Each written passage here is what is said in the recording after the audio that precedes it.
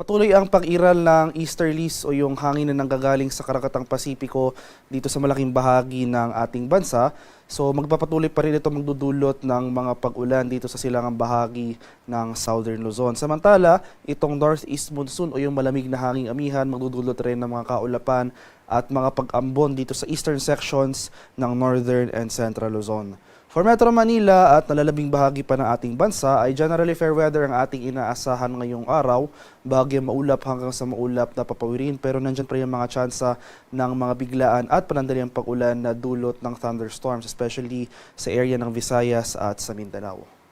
At para naman sa magiging lagay ng ating panahon ngayong araw dito sa Luzon, dahil nga sa epekto ng easterlies, asahan natin yung mga kaulapan at mga kalat-kalat na pag-ulan, pagkulog at pagkidlat dito sa area ng Bicol Region at sa lalawigan ng Quezon. Kaya patuloy po tayong maging handa at alerto sa mga banta ng flooding at landslides over these areas dahil at least for today ay makakaranas pa rin tayo ng mga malalakas at posible yung mga tuloy-tuloy na pag-ulan especially sa dakong hapon at sa gabi. Samantala, dahil naman sa epekto ng amihan ay makakaranas pa rin tayo ng mga kaulapan at pag-ambon.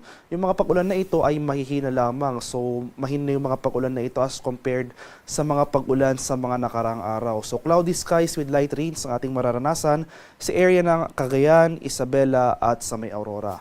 Sa Metro Manila at nalalabing bahagi pa ng ating area dito sa Luzon ay generally fair weather ang mararanasan ngayong araw.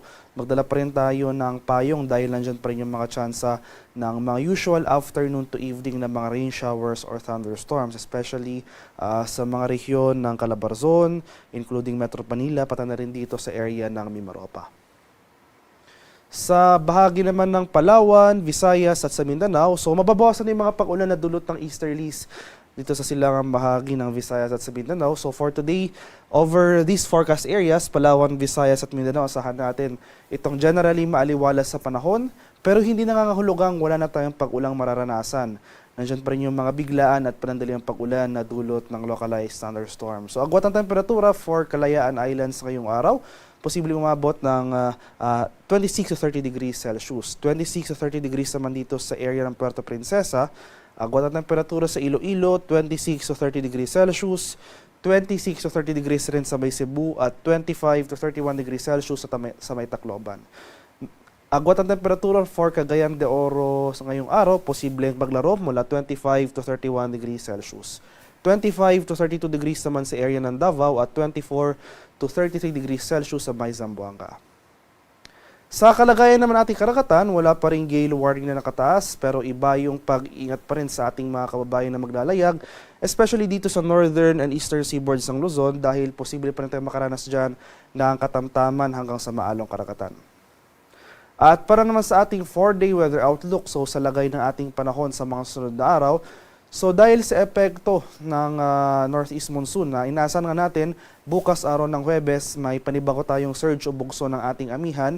Asahan pa rin natin yung mga kaulapan at mahihinang pag-ulan dito sa silangang bahagi ng Northern at Central Luzon. So for tomorrow, posibleng mabawasan yung mga pag-ulan dito sa area ng Bicol Region at Quezon.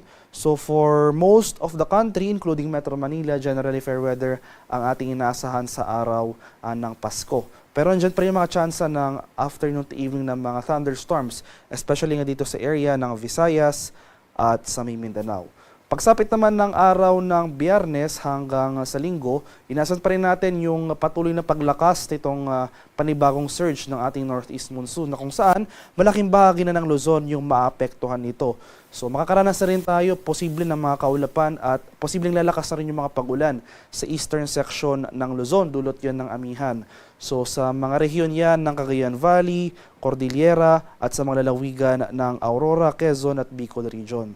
Samantala sa nalalabing bahagi ng ating bansa ay generally fair weather apart from the mga usual na afternoon to evening ng mga rain showers or thunderstorms ang ating mararanasan. So sa kasalukuyan, wala pa rin tayong namamataan or monitor na low pressure area sa loob at labas ng ating Philippine Area of Responsibility. Kaya nananatiling maliit yung tsansa na magkaroon tayo ng bagyo sa mga susunod na araw.